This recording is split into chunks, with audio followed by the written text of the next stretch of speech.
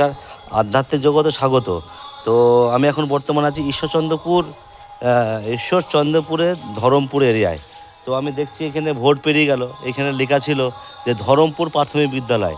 তো বছরখানেক মানে হয়ে গেল, এখন এখানে লেখা হলো না ধরমপুর প্রাথমিক বিদ্যালয়, যেহেতু এটা 17 আর কি রুকমানুর রহমানের এরিয়া। তো যাই হোক, আর এখন যেখানে যেখানে কীর্তন হচ্ছে, গান হচ্ছে, বাড়ির ছাদে একটা করে কান খারাপ হওয়ার একটা মেশিন লাগানো আছে। এই যে কীর্তনটা হচ্ছে যাতে কান খারাপ হয়ে যায়, মানে এত টাওয়ার আছে হচ্ছে না, তারপরে আবার বাড়ির ছাদে ছাদে কিছু কিছু টাওয়ার লাগানো আছে। তো জয়গুরু এখন মানে অবস্থাতে কি দাঁড়াচ্ছে আমাদের মানে বলাই মুশকিল। এটা আমি এই হাঁসপুকুর জিপির কথাই বলছি। হাঁসপুকুরের জিপি আবার এখানে ওই যেটা লিখেছে ধরমপুর প্রাথমিক বিদ্যালয়টা, ওটা উঠে গেল, মানে ধরমপুর থাকলো না আর কি। হ্যাঁ, মানে ধরমপুরে থাকবে না আর এরকম। তারপর নিশ্চয়ই ওই ইলেকট্রিক বা টাওয়ারের মাধ্যমে মার্ডার করা হবে। কিন্তু গত পরশু রাত্রে কিন্তু একটা মানে ওই যে এআই যে মানে জলের স্রোত, সেটা কিন্তু বন্ধ হয়েছে। হ্যাঁ, তো এখন আবার মানে এখন মাথার অবস্থা মানে এখনও ঠিক হয়নি। আমার মাথার অবস্থা এখনও মানে সমস্যাটা হচ্ছে কি, মানে আমি আছি নতিপুতা সর্দারপাড়ার মধ্যে। এবার ওখানে যে মিটার মানে তারের সংখ্যা কম, আর যেখানে হিন্দু আছে না, হিন্দু ওই লং ডিস্টেন্স তার নিয়ে চলে গেছে। মানে সবটা একটা মানে ইলেকট্রিক যে মার্ডার করছে, এটা কনফার্ম হয়ে গেলাম। যারা সেনারা আছে, বিএসএফ, আর্মি, সিআরপিএফ, তাদের আমাদের ভারতে তো বাড়ি, তাদের ফ্যামিলিগুলো আছে, তারা কীভাবে আছে সে ভগবান জানে। আর সে ব্যাপারে একই, তারা স্ট্যাটাসে চলে বা তারা বুঝতে পারছে না, কিন্তু ওই 70 বছর কেউ যাচ্ছে না। মানে যেটা মানুষের পরমায়ু 350 বছর, সেটার হচ্ছে না, মানে আস্তে আস্তে 70-80-তে চলে আসছে। ঠিক এইভাবে টর্চার করে মারা হচ্ছে আর কি। আচ্ছা, তো এই টোটাল এই হচ্ছে ব্যাপার। আর কি বলবো, মানে যা বলছে সরকারের উপর চলে যাচ্ছে। মানে সরকার যে ক্লিয়ার সেটা বোঝা যাচ্ছে। মানে ইলেকশন কমিশনার কে আছে ভগবান জানে। ইলেকশন কমিশনের ওই একবার ইলেকশন হয়, তারপর দেখা হয়, তারপর বাদ বাকি কোথা থাকে ভগবান জানে। এবার এই ইলেকশনের কমিশনার যে আছেন, ওর উপরে কে আছে দেখতে হবে। হ্যাঁ, মানে সবই মানে যখন এসটি, এসসি, ওবিসি, জেনারেল, এই 4 শ্রেণীর লোক আমাদের ভারতের প্রাপ্য, মানে সরকার টাকা পয়সা সব কিছু প্রাপ্য যে ঢুকিয়েছে আছে, ঠিক আছে। আজকে যদি অমিত শাহ, নরেন্দ্র মোদী যদি বলে যে বাংলাদেশি না, এটা অখণ্ড ভারতের, মানে তাহলে এখন তুমি ধরা পড়ে গেলে। তাহলে আসাম, নাগাল্যান্ড, সিকিম, হ্যাঁ, তারপরে মিজোরাম, মণিপুর, এগুলো কাদের এরিয়া?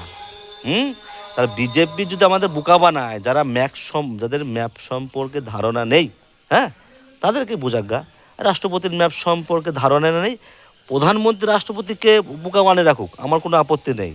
তো আমরা তো নিজের চোখে দেখছি যে আমাদের পাশে বাংলাদেশ, আমাদের পাশে হচ্ছে বাংলাদেশ, তারপরে আসাম ওদিকে আছে।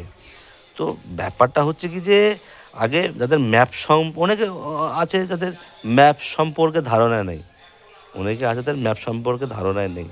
আবার মানে কি বলবো, এই আমি যখন এই ধরমপুর প্রাথমিক বিদ্যালয় এখানে হরে কৃষ্ণ মানে বলবে ঘুরে ঘুরে মানে দেখছে আর কি।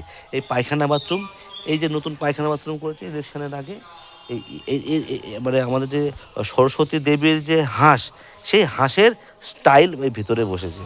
আমি একদিন পেশাব করতে গিয়ে দেখছি যে এরকম, মানে টোটালটা ইনসাল্ট করা হচ্ছে ধরমপুরকে নিয়ে। তার মানে এরা কত বড় বাঘের বাচ্চা। তো যাই হোক, যেটা বলছিলাম আর কি, তো আমাদের মানে মানে আমাদের পুরো টোটাল ইন্ডিয়া 140 কোটি লোক আছে। 140-এর মধ্যে 130 কোটি লোক ম্যাপ সম্পর্কে ধারণাই নেই, ভারতের গুগল ম্যাপ সম্পর্কে। মানে তারা জানেই না কোন দিকে বাংলাদেশ, কোন দিকে আপনার কোরিয়া, কোন দিকে উত্তর আমেরিকা, কোন দিকে দক্ষিণ আমেরিকা, কোন দিকে অস্ট্রেলিয়া। তারা জানেই না। তো যার ফলে আমাদের ভারতের এই পরিণতি। তো ব্যাপারটা হচ্ছে কি যে এই আমাদের পাশে যেটা যেটা বাংলাদেশ যেটা আছে, ওটা বাংলাদেশ ঠিকই আছে, মানে নামকরণ করেছে। তো ওই মেহেরপুর ডিস্ট্রিক্ট বাংলাদেশ, আমাদের তেহট্টর যে এসডি অফিস ওটা কিন্তু মেহেরপুরের।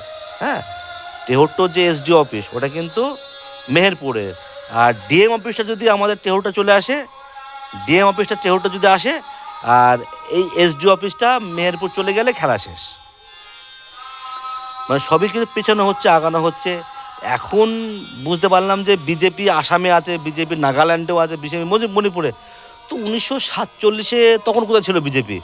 আর 1970-এ আর বিজেপি যে রেজিস্টার শ্যামাপ্রসাদ মুখোপাধ্যায়, ইনি কবে রেজিস্টার করেছে? আমাদের ভারতের রেজিস্ট্রেশন এটা দেখা উচিত, বিজেপি কবে রেজিস্ট্রেশন করেছে। তো যাই হোক, জয় হিন্দ, বন্দে মাতারাম, এটা দেখা হোক।